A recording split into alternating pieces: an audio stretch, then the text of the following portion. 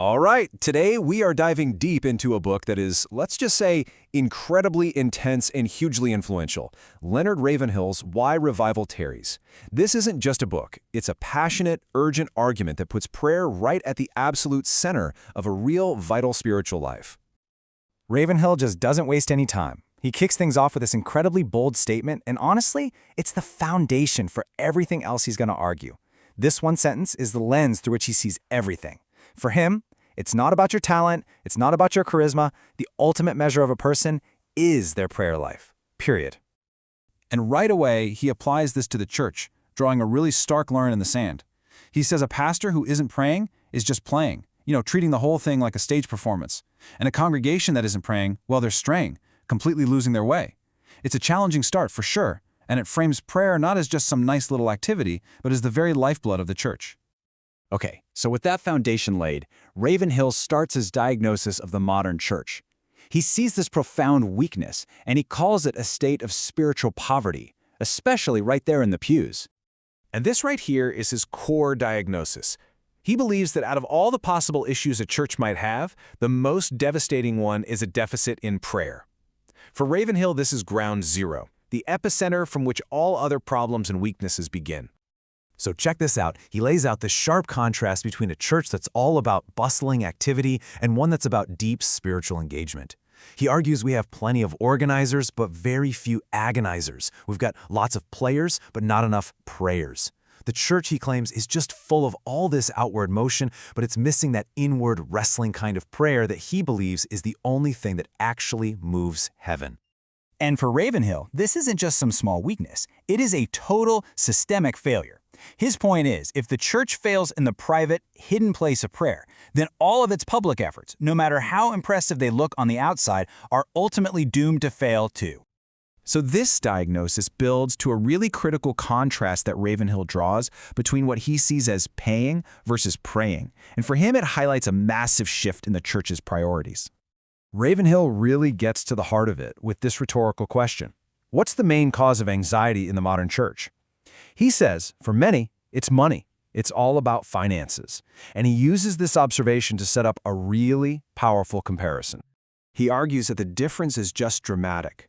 The modern church's accent is on paying, on fundraising, on budgets. And the result? The place is taken. Meaning, the building is secured, the bills are paid. But the New Testament church? Their accent was on praying. And the result was that the place was shaken, unleashing this dynamic, world-changing power. One just maintains the status quo, the other starts a spiritual earthquake.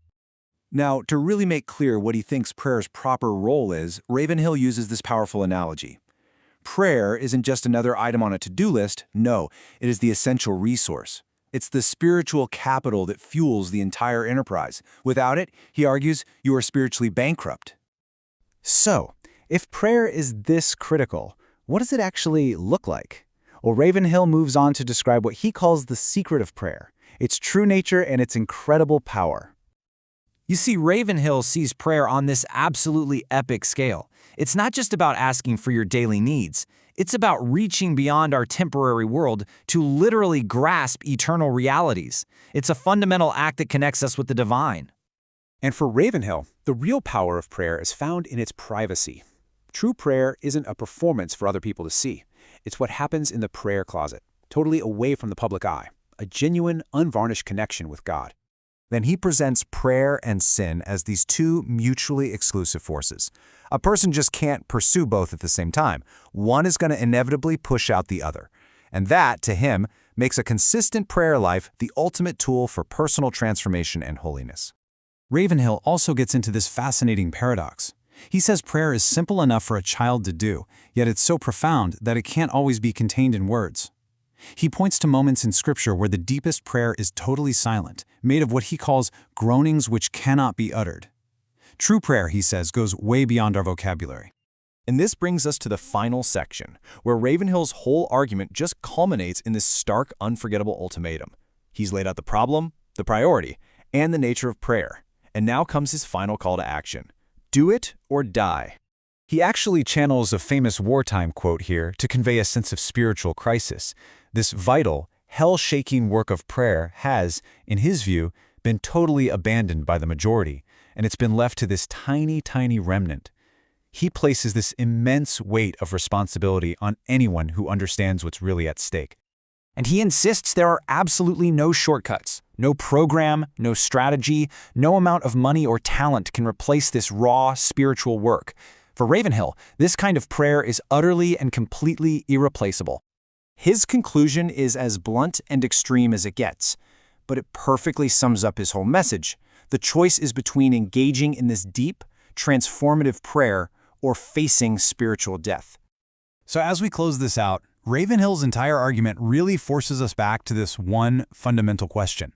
Is our spiritual vitality measured by our activity, our numbers, our budgets, or is it something deeper, quieter, and, according to him, infinitely more powerful? He really leaves us to wonder, what is the true measure of spiritual life,